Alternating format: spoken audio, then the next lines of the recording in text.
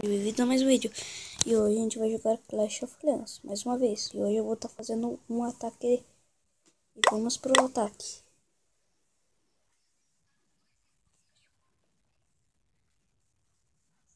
Estamos aqui gravando 10 horas.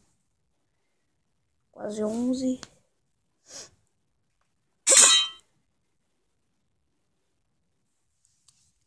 Vamos procurar outra vila. Outra vila. Próxima. Quando achar uma vila boa eu volto, pessoal. Voltei, galera. Achei uma vila aqui com bastante recursos. Vamos fazer um ataque maroto. Estamos aqui com meu amigo João. Estamos aqui com meu amigo também, Yuri. O outro tá mais viciado que não sei o que ele jogando tanque online. E o outro aqui vai jogar Minecraft no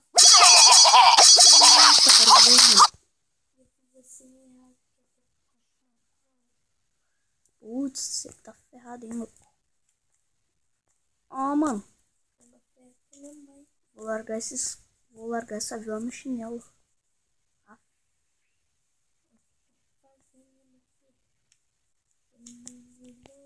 Você é louco em cachorreira.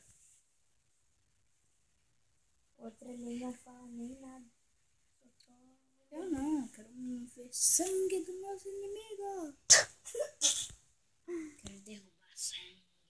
Você é louco em cachorreira. Oh, não liga muito pra ele, não. É que ele é muito pirata.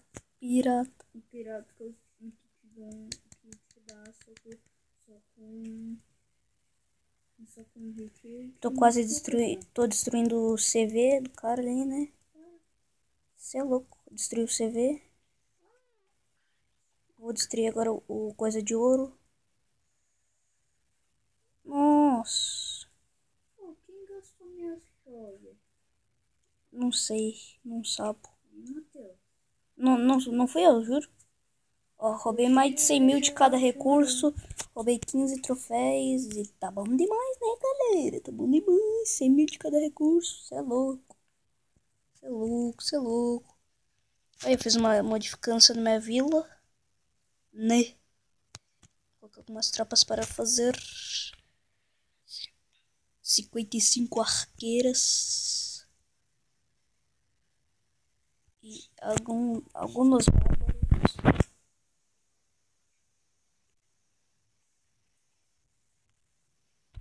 Vamos colocar para fazer feitiço. Sei louco. Uns ataques que eu fiz. Eita, sai isso aqui. Vamos. Oh, bem na hora que eu tô gravando.